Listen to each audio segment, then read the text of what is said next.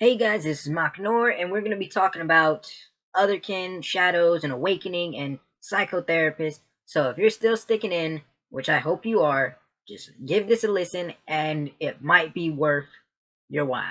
So I was looking up just random, searches, and the topic at the time was the concept of good and evil, whether it's, really exists. And I came across a Swiss psychotherapist slash psychiatrist called Carl Gustav Jung or Jung. And one thing I liked about Jung was his was this concept that he described as shadow or shadow aspect.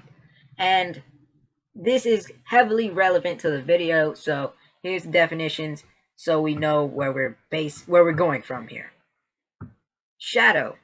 In Jungian psychology, the shadow or shadow aspect may refer to one, an unconscious aspect of the personality which the conscious ego does not identify in itself, because one tends to reject or remain ignorant of the least desirable aspects of one's personality.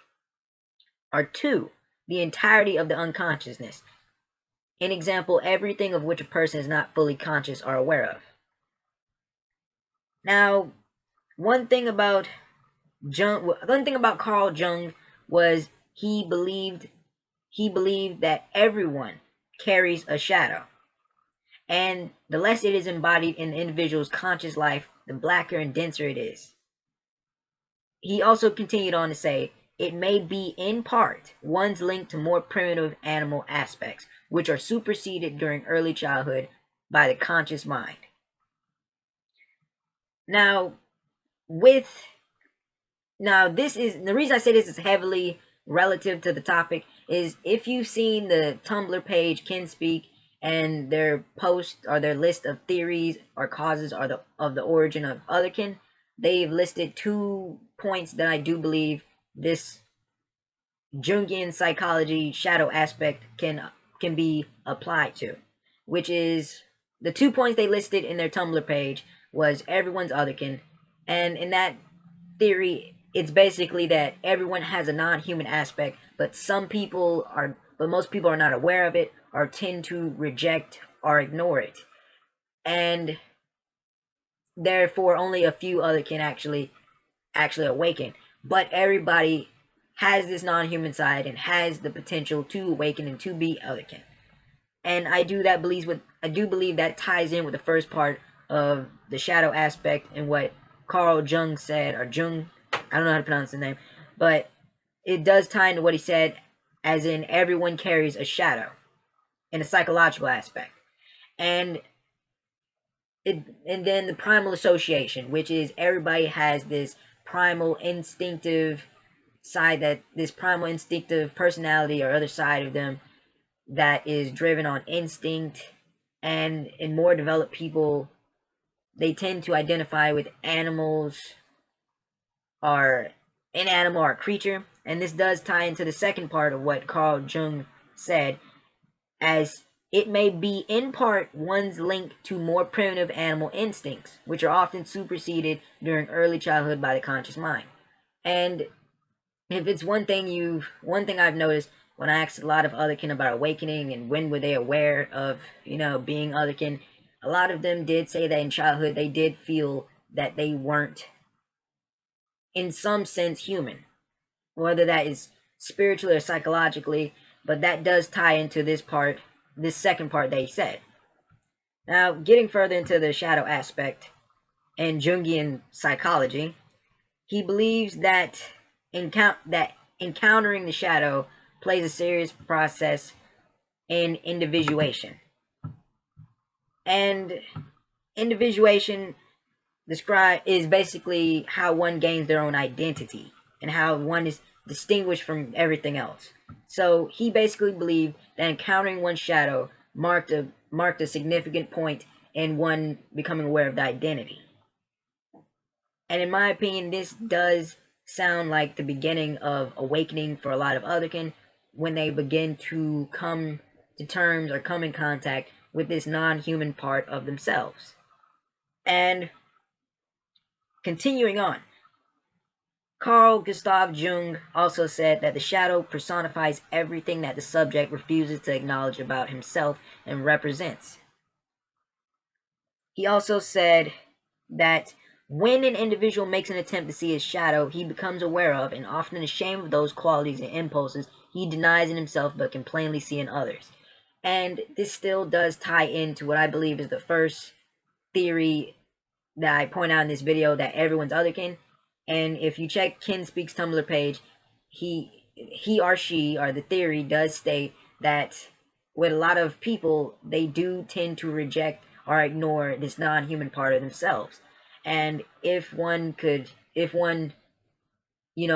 if one wants, they could probably apply this shadow aspect and say that does in part can be applied to otherkin, and that can be applied to that theory. Also, in my opinion, this does also apply to the awakening process, because with some people, they do experience these feelings or these sensations or these type of non-human tendencies or emotions or whatever you want to call it. And some people, they tend to just push it in the back of their minds and deny it, or just brush it off as, nothing. But also continuing on into the shadow aspect. He also continued on to say that it is a struggle to retain awareness of the shadow, but no identification to it. And he also says that the conscious mind is liable to be submerged at any moment in the unconscious. Understanding acts like a lifesaver. It integrates the unconscious, reincorporates the shadow into the personality, producing a wider, stronger consciousness than before.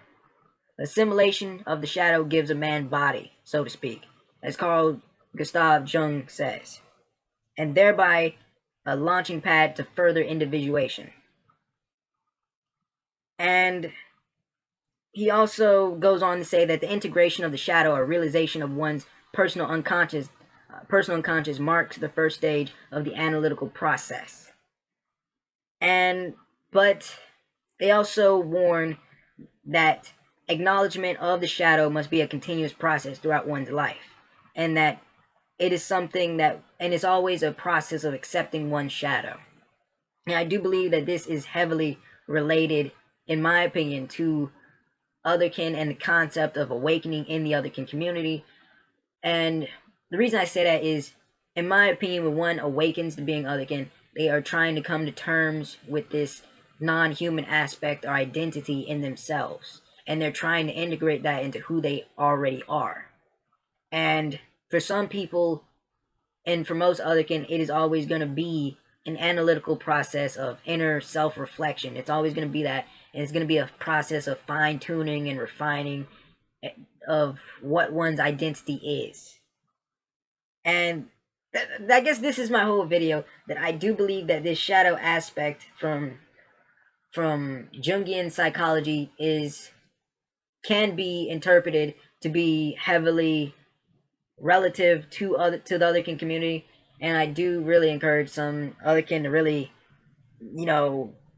go out there, research more about psychology and a lot of other things, because you might learn a lot of cool things, a lot of interesting concepts and ideas just by researching. This is Makanor. I really want to hear your opinions. Do you think the shadow aspect from Carl Gustav Jung is, relative or applicable to the otherkin community and, the otherkin concept of awakening and otherkin in general? Do you don't think it's relative? What's your point? What's your opinion? Like, comment, share, subscribe. Bye.